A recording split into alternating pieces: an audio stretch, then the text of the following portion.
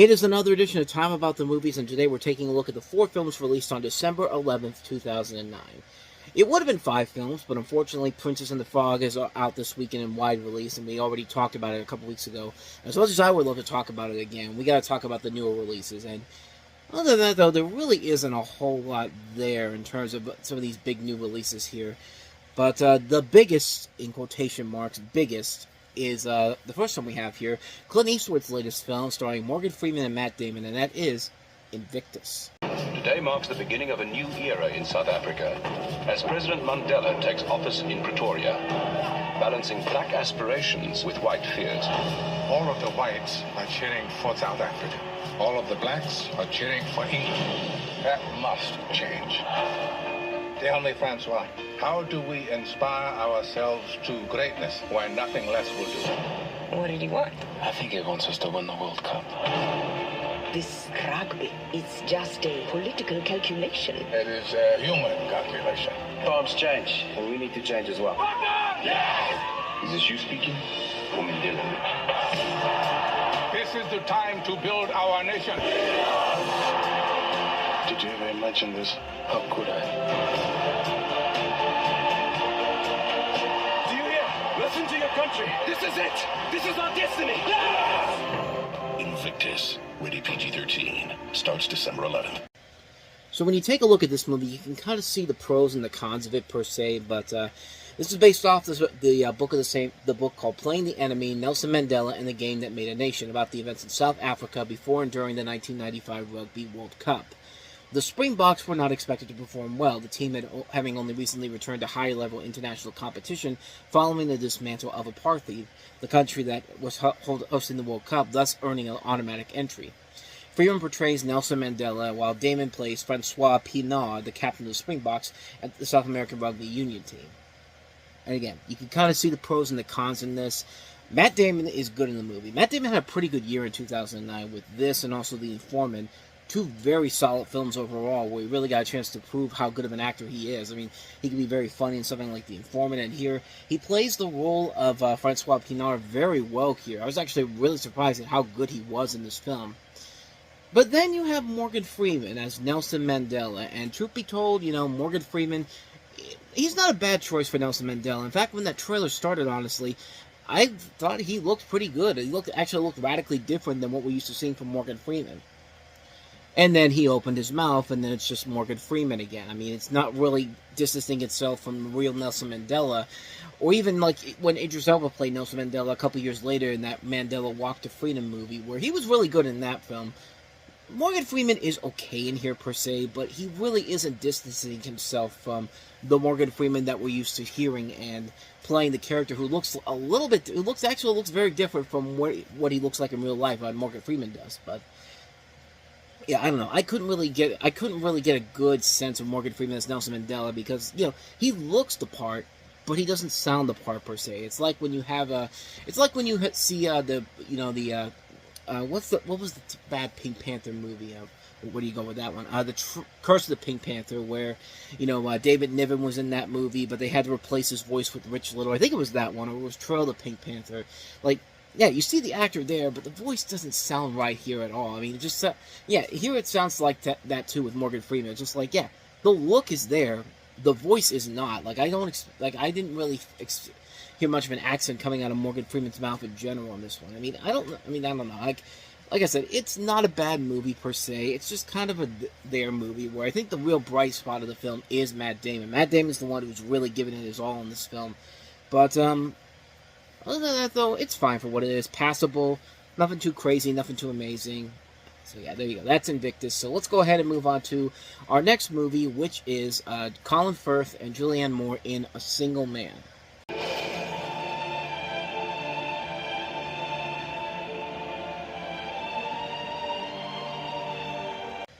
I know what you're thinking. How can they make a sequel to A Serious Man already? It only came out 2 months ago. That's what I thought when I saw the title for this. It's just like, how do we go from how do we go from A Serious Man to A Single Man? Granted, that's basically what happens at the end of A Serious Man. But Obviously, these two movies are not connected in any way, shape, or form, but you have Colin Firth starring as George Faulkner, a depressed gay British university professor living in South Carolina in 1962.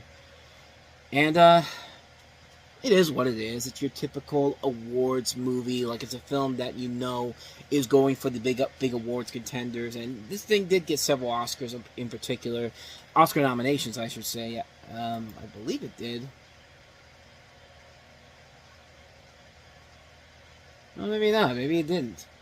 I guess maybe people saw through it, but, actually, no. Colin Firth did get an Oscar nomination for this. He didn't win, of course, but he'll win it the next year for a lesser film of his, but we'll get to that later on. But this is a movie where I think it's... it's one of those style over substance movies. The movie does look pretty good. It's a period piece taking place in the 60s, and this guy who's never directed before, Tom Ford, who's a fashion designer, I thought he did a pretty good job of handling the direction overall. The script is where it kind of falls apart. It's kind of a generic movie. There's nothing about it that really makes it stand out or anything unique in general. It's just not really there in terms of the scripting department. But the performances are good enough. Colin Firth and Julianne Moore, I think, do give a solid performance in this. And this director, Tom Ford, I think does a very good job of handling it overall. And I think it is a very solid film. It's a very solid idea in general. But other than that, though... he did do one other movie, this director, Nocturnal Animals. Is that the one with... Yeah, that's the one with Amy Adams that came out a couple years later. Actually, that one was really good. I remember liking that one a lot. But this one, again, it's mostly style over substance. The movie looks great. The acting overall is pretty good. The film, so-so. Mixed opinion, but it's good for a one-time watch, I guess. But I'm never going to want to watch it again. So with that said, let's go ahead and move on to the next film. Peter Jackson's latest movie, certainly a different movie from his other blockbusters. This is The Lovely Bones. She like you as much as you like him. Grandma, would you please just drop it? Bye, Dad. Bye, Susie. You are beautiful, Susie Salmon. I was 14 years old when I was murdered. I'm very sorry. Dad, she's dead, isn't she? I was in my own perfect world. You must be ready. Almost. My father tried to solve my murder. There's definitely something wrong with this guy. But he couldn't make the pieces fit. He needed my help. You miss her, don't you? She's gone. What if she's still here? Come on, face me! The truth cannot be hidden. Dad! The Lovely Bones, rated PG-13, in select theaters this Friday. Yeah, this was a really, really weird movie indeed. A movie that looks pretty good, and it has those impressive-looking imagery, the impressive-looking imagery overall. And it is cool to see Peter Jackson distance himself from his normal movies in general. But the fact of the matter is, the movie really loses it in the scripting and also the huge tonal shifts that take place all over the film. You have a story about a girl played by Saoirse Ronan who was murdered and watches over her family from heaven. She's torn between seeking vengeance on her killer, played by Stanley Tucci, and allowing her family to heal. Her family, played by Mark Wahlberg, Rachel Weisz, Susan Sarandon, Michael Imperioli are in here as well. And again, it's cool to see a different Peter Jackson movie where it's not a big blockbuster or a big special effects extravaganza, even though there is a lot of visual effects, as you see in that trailer there, which do look pretty cool. But again, it's the tonal shifts that really kind of ruin the ebb and flow of the movie. This is based off of a book by Alice Sebold, and a pretty popular book overall, but it's a movie where I don't hate it per se. There are a lot of things I really like about it. I thought the acting overall was really good. Saoirse Ronan, and especially Stanley Tucci, really deliver here. Stanley Tucci's great in this movie. He got a nomination for Best Supporting Actor, and you can see why after you watch it. The visuals overall are really good, and it's cool to see Peter Jackson do something outside of his norm. But it's the script overall and just the tonal shifts, from this happy-go-lucky film to, like, these dark... There's a way to do that, and you gotta balance it out perfectly, and it's really hard to do that. And I thought maybe Peter Jackson could do it, but not in this film in particular. I mean, he is one of the screenwriters on here, but overall, yeah, it's a movie that has a lot of flaws to it. It looks great. a lot of the acting is really good in here, but just the tonal shifts from, you know, the visual fantasy to like grisly dark horror elements, like not even the kind that Peter Jackson's used to, like going dark just so quickly, and it doesn't mesh well together here, unfortunately. So again, mixed opinion, leaning more towards a little bit of a positive, a little bit toward of a negative, but mixed review overall. So with all that said, let's go ahead and move on to our last movie here, the latest film from Broken Lizard, and that is The Slammin Salmon. Who is Guy Meat Drapes? What kind of name is that? It's Metropolis, sir. It's Greek. This says Meat Drapes. It's actually pronounced, Metropolis. Well, why doesn't it sound like that when I say it? What you pigs are eating is the blackened cod. It's blackened because it's gone bad. Hey, Rich, tell Dave to cook that swordfish that I caught. Somebody kill it! It's taking so long! Oh! You have to dominate the swordfish. Yeah, beating up a swordfish is cool and all, but can you do this to an electric eel? Oh, for heaven's sakes!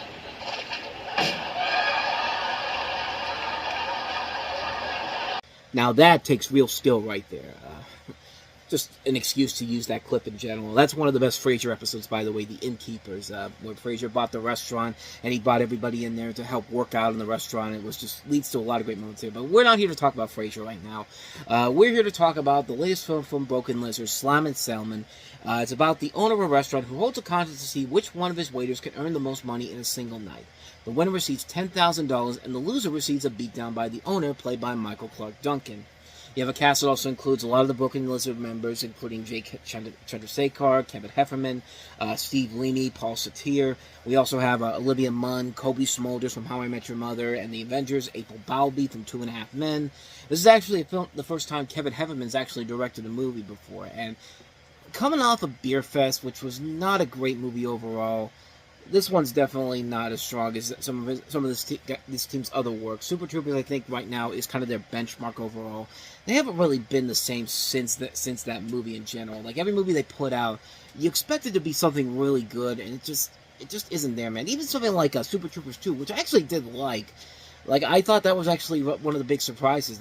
It's just something about the Super Trooper movies and what they're able to do with those that just makes it stand out in their own unique way. Those movies still hold up, but this one's not as strong. I mean, Michael Clark Duncan seems like he's having the time of his life in this, playing an over-the-top role, but we've seen so many other movies and shows do this better. This feels like a mix between the movie Waiting and the underrated show Party Down, which is the show where you have all these it's a story about this catering company, and in that cast you have Adam Scott among the cast, along with Ken Marino, and who else is in there?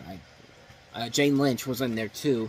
But yeah, it feels like this is a meshing of those two things in particular. But if I'm going to choose which one I want to see, I think I would rather watch Party Down or Waiting than watch this again. I mean, the comedy in here isn't that great overall. Sometimes there's a good laugh here and there, but it's never enough to make me say that this is a film that's worth checking out. It is just kind of like, I mean, I watched it. I didn't really get much out of it per se. I feel like it's a film that could have done so much more in general, but it just isn't there, man. It just didn't feel like it was working in general, and I was really let down by it. So yeah, not a great review for the Slammin Salmon. Overall, not a very good week for the movies in general. I think if there's one movie I would say it's worth checking out, it's probably Invictus, but even then, it's not that great of a movie overall, but that's easily the best of the 4 movies we have here this week. Or you could just go see Princess and the Frog again. It's coming out on wide release, so yeah, go see that one. What was I thinking? Princess and the Frog is the movie I would see from that weekend in particular.